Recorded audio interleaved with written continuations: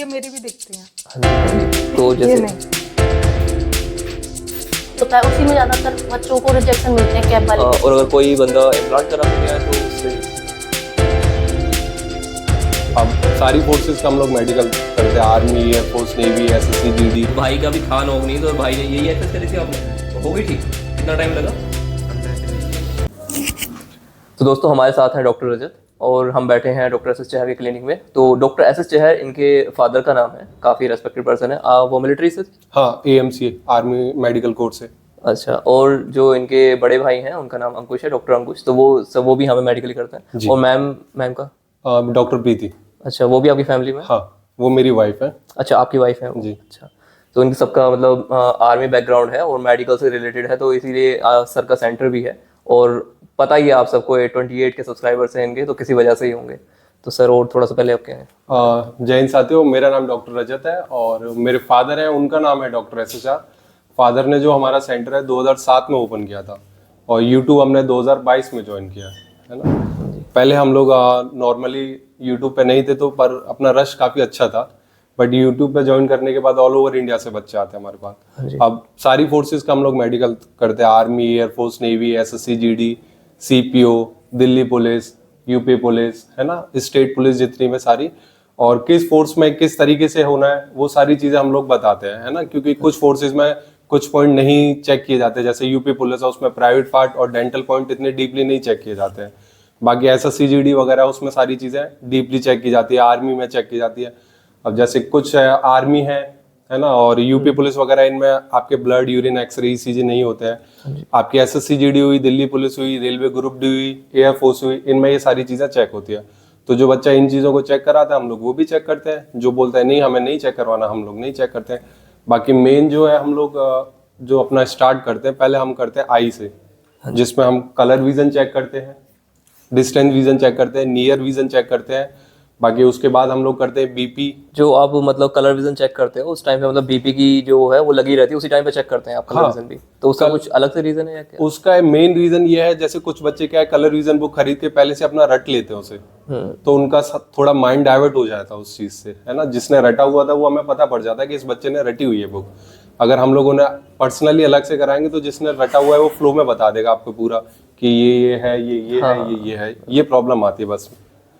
उसके बाद हम लोग ईएनटी चेक करते हैं। ईएनटी में जैसे हम नोज में देखते हैं डीएनएस, हाइपरट्रॉफी, है ना, और कॉर्डियल डिसलोकेशन, है ना, ये सारी चीजें चेक करते हैं हम लोग, है ना। उसके बाद हम लोग ईयर में देखते हैं, कोई बचपन में बहता था कान, वो सारी चीजें। किसी किसी को सफेद पैचेस होते हैं, स्क्लेरोसिस, किसी किसी को सुनाई नहीं देता है, वो चीजें चेक करते हैं। और मेनली जो सब लोग जानते हैं वैक्स, जो बहुत पॉइंट मिलता है, बच्चे ध्यान नहीं देते हैं। उसके बाद हम लोग चेक करते हैं आपकी हार्ट बीट। सर कान के अंदर मतलब कई बार होल हो जाता है, तो वो मतलब वो तो नेचुरली ठीक हो जाता है बोलते हैं? कुछ लोगों का होता है नेचुरली ठीक, बाकी सर्जरी होती है उसकी, लेजर ऑपरेशन होता है, 2 महीने में एकदम नॉर्मल हो जाता है। कितनी कॉस्ट आ जाती होगी? अब वो कंडीशन देखनी पड़ती है। वो चीज देख के पता लगती है मतलब। किसी किसी का क्या होता है, कान में जो बोन्स होती है वो गल गई होती है ना, तो वो सारी चीजें देखनी पड़ती है। पस पड़ जाता है किसी को, किसी के नॉर्मली छेद है तो उसका ज्यादा कॉस्ट नहीं आता है, 25,000 अराउंड आता है ओवरऑल मिला के। तो बंदे सोचते हैं कि वीडियो पे सारा सॉल्यूशन मिल जाएगा, तो ऐसे नहीं होता है, चीजों को देख के एक्चुअल में एनालिसिस की जाती है। तो वही सर ने यही चीज बताई मेरे को, ये बहुत ज्यादा मतलब इंपॉर्टेंट बात है। तो हर चीज वीडियो पे नहीं होती है, कुछ दुनिया से बाहर निकल के डॉक्टर को जाकर दिखाओ, तभी चीजों को पता लगेगा, सॉल्यूशन भी तभी सही से किया जाएगा वो। बाकी डिफेंस में जो ऑपरेशन अलाउड है वो अलग तरीके से है। प्राइवेट डॉक्टर को आप दिखाओगे तो वो अलग तरीके से करते हैं, जो कि आपका अनफिट के चांसेस रहते हैं, क्योंकि उसमें निशान काफी ज्यादा आ जाता है। तो हम लोग क्या है, लेजर ऑपरेशन करते हैं, निशान कम से कम आता है, और काफी चीजें ऐसी करते हैं जिसमें निशान भी नहीं आता है। हाँ जी। कान के बाद हम लोग चेक करते हैं आपका नीचे से, आपके नॉकनीक चेक करते हैं हम लोग, है ना। नॉकनीक के अलग अलग प्रोसेस है। 5 सेंटीमीटर से ज्यादा डिस्टेंस होगा तो आपको बो लेग का पॉइंट मिल जाएगा, टीबियल टॉरिजन का पॉइंट मिल जाएगा। अगर उससे कम है तो आप क्लियर हो जाएंगे। उसके बाद हम लोग पैर की उंगलियां देखते हैं, किसी किसी को डबल उंगली होती है ना। हाँ, और उसके बाद हम लोग पैर के अंगूठे के देखते हैं, जिसमें थोड़ा सा टेढ़ापन होता है ना, उसे बोलते हैं हेलेक्स वल्गस, है ना। हेलेक्स वल्गस भी पॉइंट मिलता है, यूपी पुलिस में नहीं मिलता है। उसके बाद वेरिकोज वेन देखी जाती है। वेरिकोज वेन में बच्चे काफी कंफ्यूज होते हैं, क्योंकि नॉर्मल वेन को भी वो लोग वेरिकोज वेन समझते हैं। सर नोक नीज मतलब क्लियर मतलब सही की जा सकती है, ट्रीटमेंट है उसका? हाँ, टाइम टेकिंग प्रोसेस है वो। फिर भी टाइम मतलब टेकिंग प्रोसेस कितना टाइम लगता होगा? अब किसी को हल्का बहुत है तो 1 महीने में वो रिकवर हो जाता है एक्सरसाइज करने से, अगर बहुत ज्यादा है तो 2 महीने करीबन लग जाते हैं। और अगर बुनियन की बात करें तो मतलब वो ऐसा कुछ है कि इतनी ज्यादा है तो मतलब पॉइंट मिलेगा, अगर इतनी ज्यादा मतलब रिजेक्शन हो सकता है क्या बुनियंस के ऊपर? हाँ, उसमें भी होता है। आपकी मेलोलाई बोन होती है नीचे, अगर वो आपकी टच हो रही है ना, उसके बाद आपके नॉक नीक है तो क्लियर हो जाता है, पॉइंट नहीं मिलता। अगर वो टच हो रही है, सॉरी, उसमें अगर गैप है 5 सेंटीमीटर से ज्यादा और नॉक नीक टच नहीं हो रहा है तो भी पॉइंट मिलेगा आपको, है ना। ये चीज देखी जाती है। तो उसका मतलब बुनियंस के लिए क्या सॉल्यूशन है, ट्रीटमेंट? उसकी हम लोग एक्सरसाइज बताते हैं, है ना। अच्छा, तो ऑपरेशन रिकमेंड किया जाएगा बुनियंस के लिए? नहीं नहीं, उसमें ऑपरेशन की कोई नीड नहीं है, एक्सरसाइज से ही ठीक हो जाएगी वो सारी चीजें। अच्छा, मतलब ऐसा तो नहीं है कि उसके ऊपर रिजेक्शन भी हो जाता है बुनियंस के ऊपर? नहीं नहीं नहीं, उसमें कोई दिक्कत नहीं और है। जैसे फ्लैट फुट होता है तो फ्लैट फुट की भी कंडीशन होती है, क्योंकि बोलते हैं फ्लैट फुट ठीक नहीं किया जा सकता। फ्लैट फुट के लिए क्या है, सोल आते हैं काफी, है ना, मार्केट में। आप वो यूज करोगे तो रिकवर हो जाएगा। कुछ सोल है हम लोग खुद पर्सनली बनवाते हैं अपने सेंटर के लिए। अब वो चीप भी पड़ते हैं आपको, ज्यादा महंगे भी नहीं पड़ते। बाकी ये है, उससे रिकवरी बहुत जल्दी हो जाती है फ्लैट फुट में।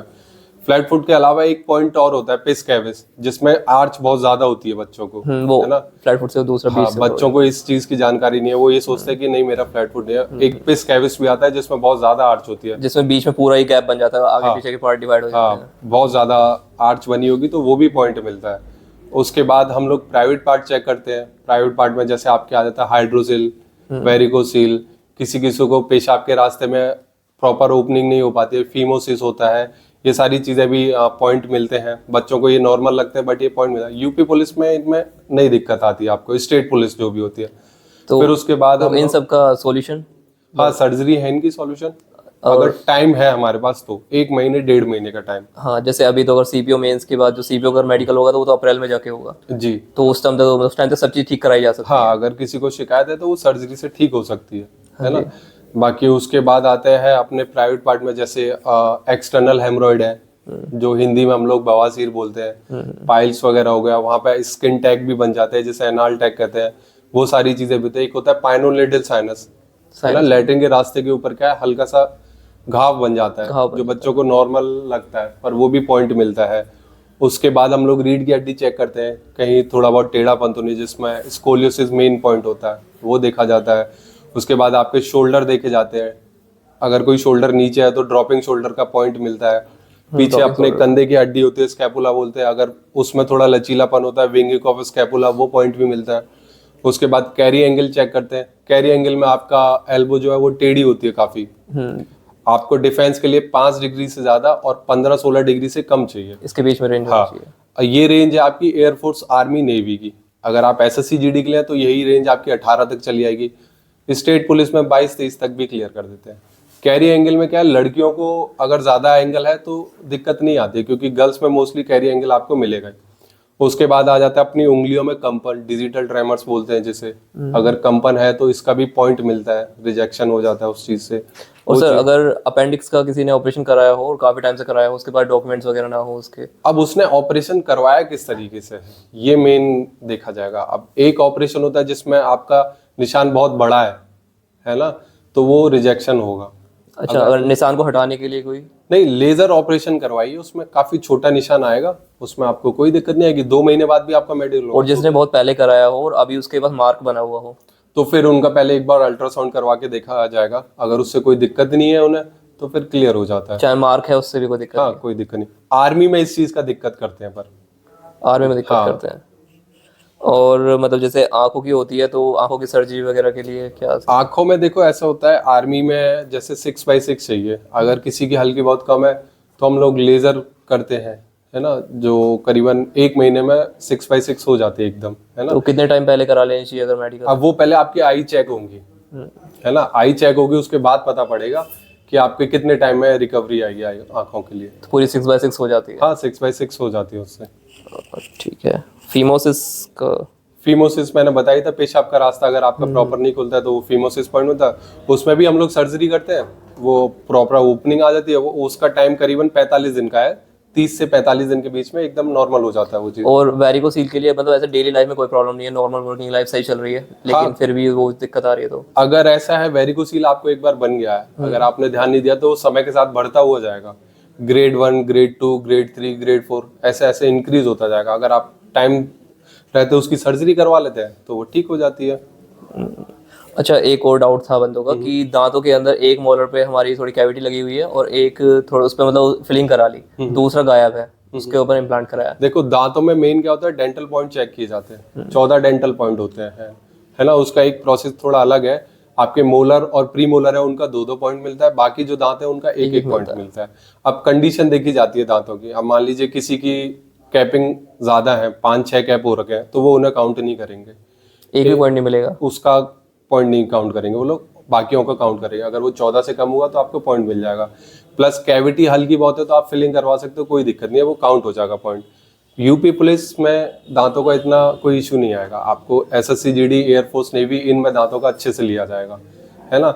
बाकी दांतों में आपका ओपन बाइट, डीप बाइट, आपका जबड़ा कैसे बंद हो रहा है वो चेक किया जाएगा, है ना। ये सारी चीजें देखी जाएंगी। फिर उन सबके ट्रीटमेंट भी अगर आ रहा है तो कुछ। हाँ, हमारे यहाँ पे ट्रीटमेंट सारी चीजों का होता है। दांतों में गैप हो रखा है तो उसके लिए भी गैप के लिए तो मेन ऐसा कोई पॉइंट नहीं मिलता है, बहुत ज्यादा अगर आपके टेढ़े बेढ़े है दांत, है ना, तो ब्रेसेस से सारा कुछ ही सही करा जा सकता है, उसके अंदर कोई वो दिक्कत टाइम टेकिंग प्रोसेस है, करीबन 6 महीने का, उससे ठीक हो जाता है। अच्छा, जैसे किसी का वेट मेजर हो रहा है और 54 से 66 तक रेंज है, और तो अपर लिमिट मतलब क्या हो सकती है कि इतने तक रिलैक्स मिल जाएगा? वेट आपका डिपेंड करता है हाइट पे, है ना। फिर क्या होता है 2 से 3 किलो आपको प्लस माइनस कर देते हैं वो लोग, इतना रिलैक्सेशन मिल जाता है। पूछा था राइट ड्रॉपिंग शोल्डर के लिए, मतलब उसका जो शोल्डर है उसका। अगर आपका ड्रॉपिंग शोल्डर है तो उसके लिए आपको कुछ एक्सरसाइज है ना, आप फिजियोथेरेपिस्ट के पास जाके करवा सकते हैं। ड्रॉपिंग शोल्डर वगैरह इतनी कोई मेन इशू नहीं है, अगर आप एक्सरसाइज करोगे तो 1 हफ्ते में आपका नॉर्मल हो जाएगा। हाँ, ये ठीक हो जाती है ये चीज। ईयर्स फॉल्ट के बारे में भी ईयर में मैंने आपको बताया था ना, परेशानी क्या है पहले ये पता पड़े, है ना। ईयर में काफी परेशानी होती है, स्क्लेरोसिस होता है, सफेद धब्बा पड़ जाता है, पुराना बहता हुआ होता है बच्चे का सीएसओम, अभी बहना शुरू हुआ है एएसओम, है ना, पर्दे में छेद है, वो चीज हो गया। बाकी वैक्स है ना, कान की हड्डी में गलाव है। अब ये सारी चीजें पहले देखने के बाद पता पड़ती है कि शिकायत क्या है, फिर पता पड़ता है कि ये ठीक कैसे होगी। उसके लिए आप यहाँ पे आ सकते हैं, हर चीज का सॉल्यूशन है सर के पास। आप खुद से बता दीजिए जिसमें मतलब ऐसा होता है कि ये रिजेक्शन वाले पॉइंट हो सकते हैं जिन पे अभी से ध्यान देना चाहिए इन लोगों को। देखो मेन टैटू हो गया, अभी टैटू में हर फोर्सेस में रिजेक्शन हो रहे हैं, है ना। तो बच्चे ये सोच रहे हैं कि नहीं टैटू है तो क्लियर हो जाएगा, जरूरी नहीं है। आपका रिलीजियस मार्क है तो उसमें आपको क्लियर कर देंगे, रिलीजियस मार्क पे भी अब आपको पॉइंट मिलने शुरू हो गए, तो लेजर से अपना टैटू रिमूव करवा लीजिए, 1 महीने में वो रिमूव हो जाता है। बाकी कैरी एंगल सबको पता ही है, कौन टेढ़ी होती है तब पॉइंट होता है। एक होता है क्यूबिटस वेरस, उसमें आपकी एल्बो एकदम सीधी होती है। बचपन में आपको जैसे फ्रैक्चर हो गया है ना, आपने कहीं भी अपना प्लास्टर वगैरह करवाया तो एकदम सीधी हो जाती है, तो उस चीज में भी आपको पॉइंट मिलता है। एक होता है हाइपर एक्सटेंडेड एल्बो, आपकी एल्बो ऊपर की तरफ फुटी हुई होगी, है ना, वो भी पॉइंट मिलता है। नॉक नी का आप सबको पता ही है। एक होता है जेनु रेक्रूरेटम, उसमें क्या होता है आपके घुटने लचीले हो जाते हैं, है ना, बिठा के वो चेक करते हैं, वो चीज भी ध्यान देनी चाहिए। क्योंकि मोस्टली जो बड़े बड़े पॉइंट है वो तो सबको पता है, जो वो तो छोटे छोटे काफी सारे पॉइंट है वो आप लोगों को नहीं पता होते हैं, तो उसमें भी रिजेक्शन मिल जाता है। बाकी और फोर्सेस के मुकाबले आपको स्टेट पुलिस में इन चीजों में छूट मिल जाती है, तो इतना दिक्कत नहीं आती है। और जैसे सीपीओ तो सेंट्रल का हो गया, सीपीओ हाँ, के अंदर उसमें ये सारी चीजें चेक होती है, तो उसमें बिल्कुल स्ट्रिक्ट रहती हैं सब हाँ, उसमें अच्छे लेवल से चेक किया जाता है। चीजें। और आपकी कोई एडवाइस हो इन लोगों के लिए मेडिकल के रिगार्डिंग? मेडिकल के रिगार्डिंग यही है कि जैसे अगर आप रनिंग वगैरह करते हैं तो अपना जुकाम वगैरह से बचिए, क्योंकि जुकाम होने से आपके ज्यादा हो गया तो कान के पर्दे पे भी दिक्कत आती है उससे, है ना। बिना जूतों के आप रनिंग वगैरह नहीं कीजिए, क्योंकि आप बिना जूतों के रनिंग करते हो वेरिकोस बनने के चांस ज्यादा रहते हैं, फ्लैट फुट के चांस ज्यादा रहते हैं आपको, है ना। ये सारी चीजों पे ध्यान देना है। उसके बाद जैसे आप लोग रनिंग वगैरह करते हो अपना प्रॉपर शूज वगैरह पहनिए, है ना।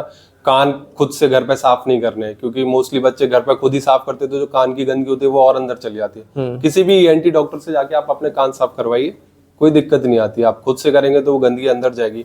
कान में कुछ हाइड्रोजन, सरसों का तेल, ये सारी चीजें ना डालें आप, और अपना हेल्दी डाइट लीजिए, क्योंकि मोस्टली अब ज्यादातर एक्सटर्नल हेमोरॉइड बहुत मिल रहा है बच्चों को, है ना, क्योंकि खाली पेट रहते हैं, बाहर का खाते हैं, तो एक्सटर्नल हेमोरॉइड काफी मिलता है बच्चों को। तो इन चीजों से बचने के लिए अपना हेल्दी डाइट लीजिए, कोई दिक्कत नहीं आएगी आपको। और जिम वगैरह करें? हाँ, जिम वगैरह कर सकते हैं, हैवी वेट ना लें। अगर हैवी वेट लेते हैं तो कैरी एंगल की शिकायत रहती है। आइस पे फर्क पड़ता है हैवी लिफ्टिंग वगैरह करने से? नहीं, आइस पे इतना कोई फर्क नहीं आता। ड्रॉपिंग शोल्डर की शिकायत मिलती है हैवी वेट लेने से, है ना, क्योंकि वो ज्यादा वेट हैवी होता है तो बैलेंस नहीं हो पाता, वो पॉइंट मिलता एक है। नॉर्मल फिटनेस बनाने के लिए हल्का वेट से बस एक्सरसाइज बढ़िया पोस्चर में सही नॉर्मली आप कर सकते हो, उसमें कोई दिक्कत नहीं आएगी। नॉर्मली अगर आप अपना करते हैं तो उससे कोई दिक्कत नहीं आती है। और दांतों के लिए कोई सलाह?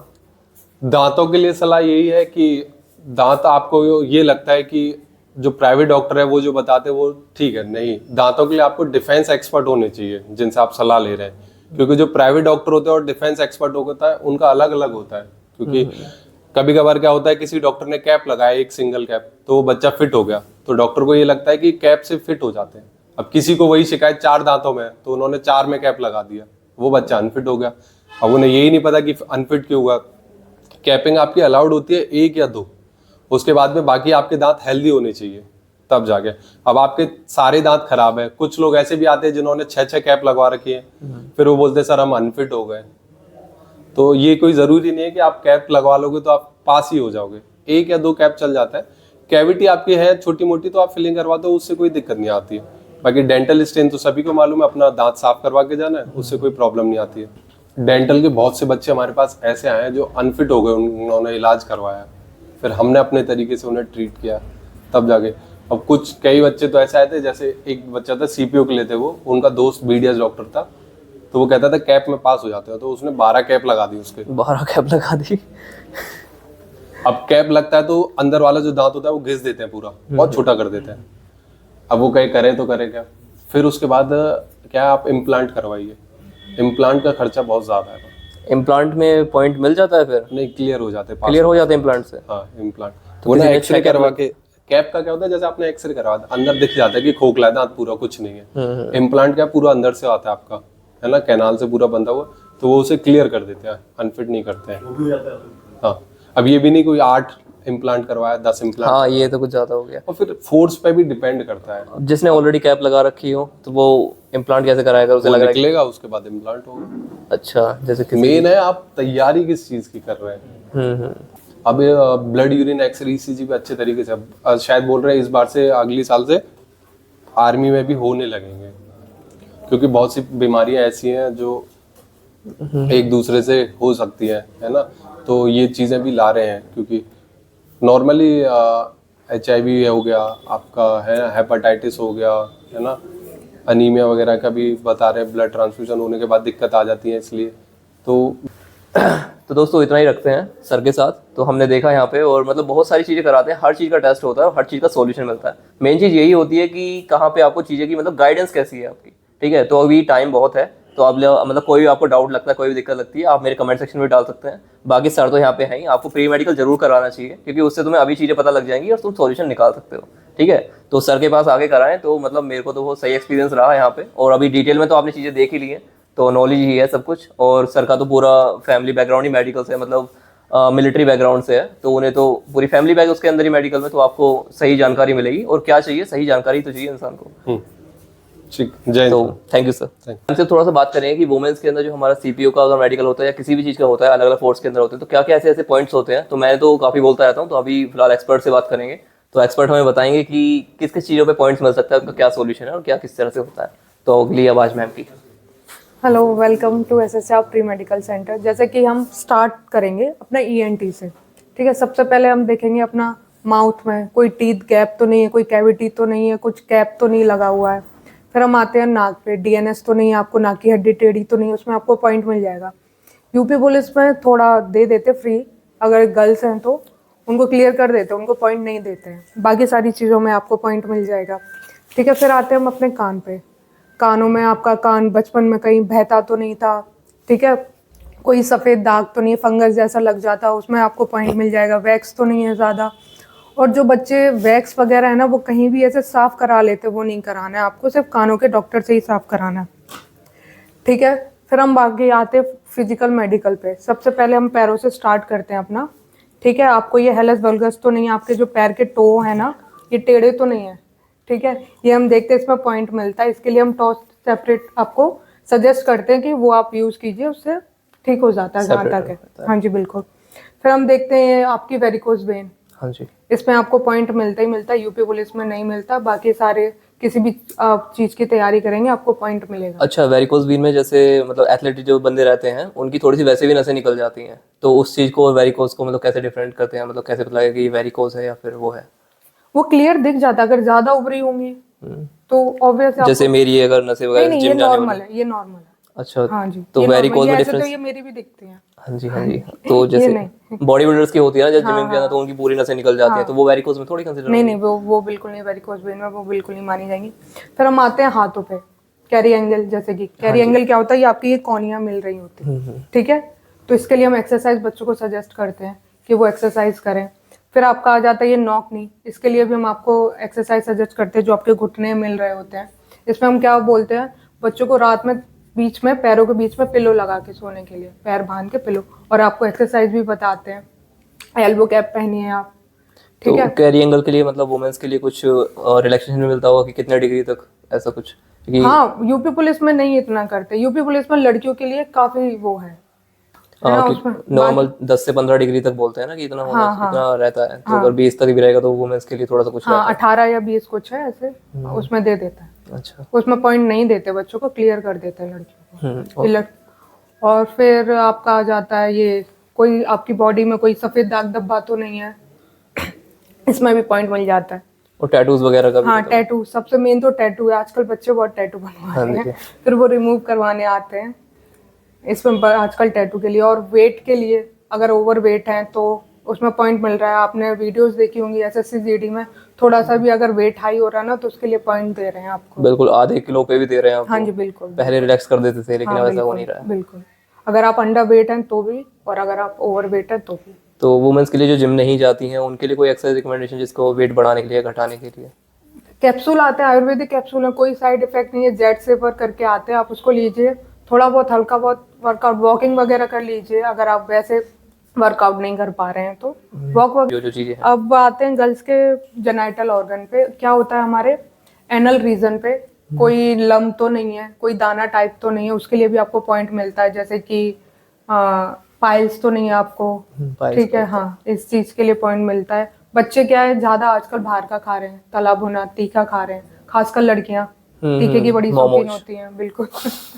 दोस्तों, अभी हमने मतलब बेसिकली देखा है कि मेडिकल के अंदर सारी चीज़ें कैसे कैसे होती हैं, तो मैंने दिखाया डॉक्टर एस चहल के यहाँ पे। तो यहीं पे ही हमारी अंकिता सिंह, डॉक्टर अंकिता सिंह हैं, तो वो मेडिकल की मतलब डेंटिस्ट हैं। तो वो सारे ही दांतों की वगैरह की जितनी भी होती हैं हमारी इंक्वायरीज, मतलब अलग अलग हमारे फील्ड्स हैं, जैसे कि पुलिस के अंदर हो गए, आर्मी के अंदर हो गए, और ऑल ओवर में जितने भी हमारे मेडिकल्स होते हैं सब में टीथ चेक होते हैं। तो उसकी इन्फॉर्मेशन हमें होना बहुत ज़्यादा जरूरी है, क्योंकि उसमें भी रिजेक्शन मिल सकता है। तो आज होगी हमारी चर्चा दांतों पर अंकिता सिंह मैम के साथ। Hello sir. तो मैम, आपको मतलब पहले सबसे पहले ये बताइए कि ऐसे क्या पॉइंट्स होते हैं जिनमें बिल्कुल रिजेक्शन हो जाता है दांतों के? देखिए, सबसे पहले तो जैसे कि हमारा होता है, हमें जो बेसिक जो होता है डेंटल में, सबसे पहले तो वहाँ पे हम लोग बहुत सारे बच्चों को होता है 32 है, तो उनको नॉलेज ही नहीं है कि वहाँ पे टीथ काउंट नहीं होते, वहाँ पे डेंटल पॉइंट्स काउंट होते हैं। Yes sir. तो बच्चों को लगता है कि वहाँ टीथ काउंट होते हैं। सबसे पहले तो बच्चों को ये क्लियर होना जरूरी है कि वहाँ पे डेंटल पॉइंट्स काउंट करते हैं। और जो मोस्ट कॉमन जो पॉइंट्स वहाँ पर मिलते हैं, तो ये डीप बाइट का मिल जाता है बच्चों को बहुत ज़्यादा, जो बच्चों के प्रॉपर मैच नहीं होता है, जो होता है ऊपर नीचे जो फिट नहीं बैठता उसको, या अंदर होता है बाइट मुंह जाके बंद होता है, बाहर जाके बंद होता है, उसमें भी बहुत कॉमन होता है पॉइंट मिलना।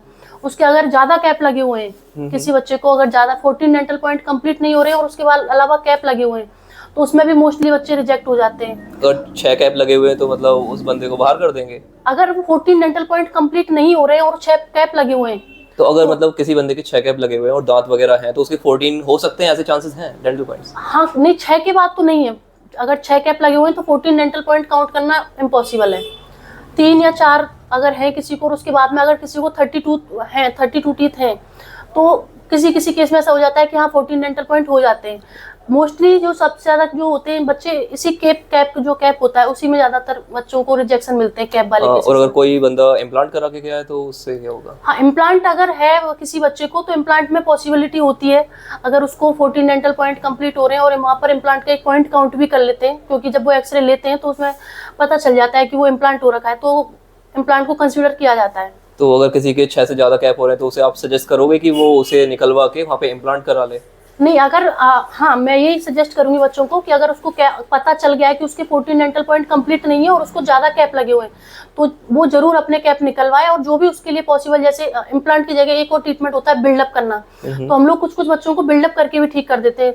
जरूरी नहीं है कि हर केस में हम कैप ही लगाएं, तो हम लोग बिल्डअप से भी ट्रीटमेंट कर सकते हैं। जो होता है डेंटिस्ट्री में, अगर किसी बच्चों को है, मतलब जैसे फ्रैक्चर टूथ हो जाता है, तो लोग जबरदस्ती वहाँ कैप लगा देते हैं, तो उसका एक अल्टरनेटिव ये भी है कि हम उस बच्चे को बिल्डअप कर सकते हैं, तो बिल्डअप से भी किया जा सकता है, कैप नेसेसरी नहीं है।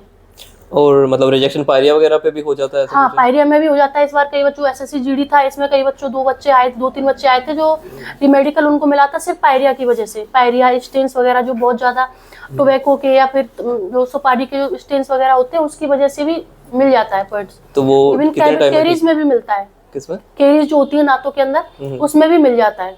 अच्छा, कैरीज में मिलता है, पायरिया में मिलता है। और आपका अगर ओवर कैप यानी कि less dental point, over cap का मतलब होता है लेस डेंटल पॉइंट। अगर किसी को ज्यादा कैप लगे हुए हैं तो उसमें वो क्या होता है, बच्चा लेस डेंटल पॉइंट में चला जाता है, लेस डेंटल पॉइंट करके पॉइंट मिलता है उसमें, और वो डीप वाइट में भी मिल जाता है। अच्छा, तो ये जो मोस्ट कॉमन पॉइंट है जो मिलते हैं वहाँ पर। इनमें से हो कि नीचे वाले डार्ट पे कैप लगा रखा है, ऊपर वाले में कैप नहीं है लेकिन थोड़ी कैविटी की वजह से फिलिंग करा ली, तो वो सेट तो बैठ रही है लेकिन नीचे कैप है, तो उसमें पॉइंट मिलेगा या क्या? नहीं, देखिए सर, अगर इसमें ये होता है बेसिकली कि अगर यहाँ पे आपका कैप लगा हुआ है इस वाले दांत में, जैसे अगर इसमें कैप लगा हुआ है तो उसके जो नीचे वाला, जस्ट जो नीचे वाला है वो भी काउंट नहीं होगा। वहाँ पे ये होता है, एक ये और एक मिला के एक यूनिट बनता है। ऐसा नहीं कि यहाँ पे कैप लगाया ऊपर वाला ठीक है तो वो काउंट नहीं होगा, वो पूरा ही काउंट नहीं होगा, पूरा काउंट नहीं होगा। ये मिला के 1 पॉइंट मिलता है। जो पीछे वाले दांत होते हैं उनके 2 पॉइंट काउंट होते हैं, और जो आगे वाले दांत होते हैं, बाकी ये जो दाढ़ों को छोड़ के जो आगे बाकी जो दांत होते हैं उनके सारे 1-1 पॉइंट काउंट। मतलब किसी की बहुत ज्यादा स्पेसिंग रहती है दांतों के अंदर, मतलब आप ज्यादा टेढ़े मेढ़े क्राउडिंग वगैरह रहती है, बिल्कुल इसमें भी मिल जाता है, तो उसके लिए हम ट्रीटमेंट करते हैं बहुत ज्यादा। इतना तो मतलब ऐसे बताइए कि मतलब किस लेवल पे जाने के बाद आपको ट्रीटमेंट की जरूरत है कि जितने वो मैनेज कर सकते हैं? देखिए सर, स्पेसिंग में तो ये है कि अगर बहुत थोड़ा सा अगर स्पेसिंग है तो चल जाता है, लेकिन अगर ज्यादा स्पेस है, बहुत ज्यादा क्राउडिंग हो रखी है टीथों की, बहुत ज्यादा टेढ़े मेढ़े हैं, ऊपर वाली बाइट नीचे वाली बाइट से मैच नहीं हो रही है, तो 100% वो रिजेक्शन देते हैं वहाँ पर।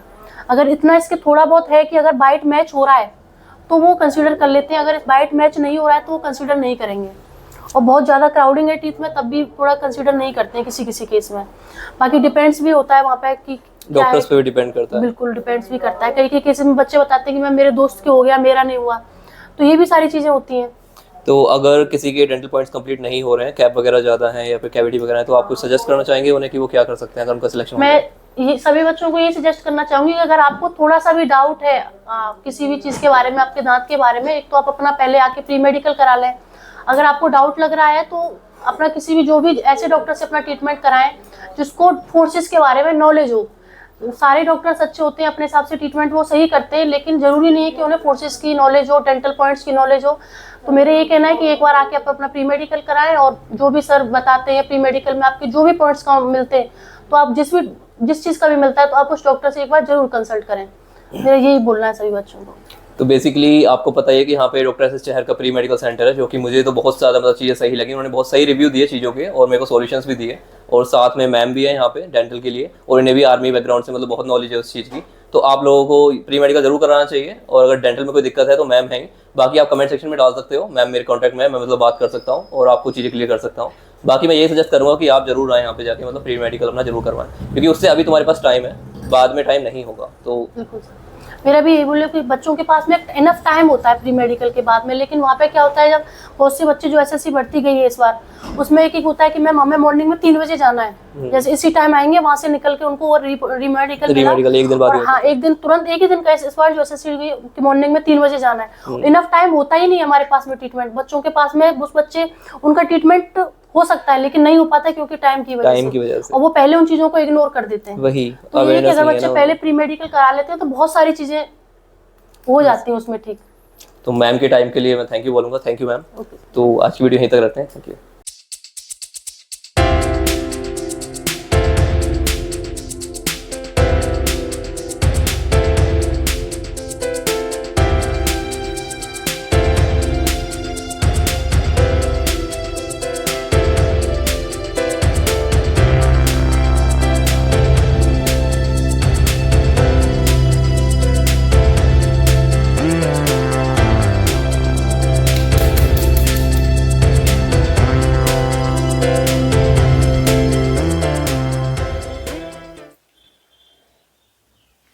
दोस्तों आशा करता हूँ कि आपके ये वीडियो किसी न किसी काम आई होगी, और मुझे पता है कि तुम्हारे अंदर डाउट्स होंगे कि भाई तुमने ये क्वेश्चन नहीं पूछे, ये नहीं पूछे। मैंने कमेंट के अंदर ये भी डाला था।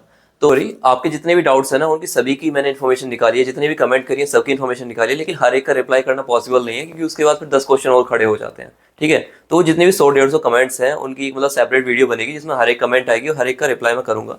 ठीक है, तो उसके अंदर मतलब एक जनरल परसेप्शन से जिनके भी डाउट्स रहते हैं वो सब क्लियर हो जाएंगे, तो वो चीज़ ज़्यादा हेल्पफुल रहेगी। तो इसीलिए उन कमेंट्स के अंदर तुम अभी और डाल सकते हो। ठीक है, तो इस वीडियो को आने में थोड़ा टाइम लगेगा, लेकिन अभी आप मतलब वो भी जो डाउट्स हैं उन्हें तुम डाल सकते हो। बाकी मैं यही बोलूँगा कि प्री मेडिकल जरूर करवा लो। ठीक है, उससे तुम्हारी और भी चीज़ें क्लियर हो जाएंगी, क्योंकि सामने से देख के चीज़ें ज़्यादा आइडिया सही लगता है। तो कोई भी अपडेट बिल्कुल टाइम पे मिलती रहे, तो उसके लिए आप चैनल को सब्सक्राइब कर सकते हो। आपको ये वीडियो हेल्पफुल लगी हो तो आप चैनल को सब्सक्राइब कर सकते हो। आप ये वीडियो अपने भाई बहन दोस्तों में शेयर कर सकते हो, क्योंकि उनका भी कहीं ना कहीं ये एग्जाम वगैरह लगे रहते हैं, और एक ही चीज़ नहीं होती है, बहुत सारे डिफेंस के एग्जाम्स हैं, पुलिस के एग्जाम्स हैं, जिसके अंदर ये चीज़ हेल्पफुल होती है। तो उन्हें भी आप, बाकी जो नेक्स्ट वीडियो आएगी वो तो और भी ज़्यादा इन्फॉर्मेशन होने वाली है, क्योंकि उसमें एक्चुअल में जो बंदों के डाउट्स हैं कमेंट्स के साथ मैं रिप्लाई करूंगा। ठीक है, पूरी इन्फॉर्मेशन कलेक्ट करके, ताकि बिल्कुल सही इन्फॉर्मेशन आपके पास जाए। तो मिलते हैं अगली वीडियो में। Thank you.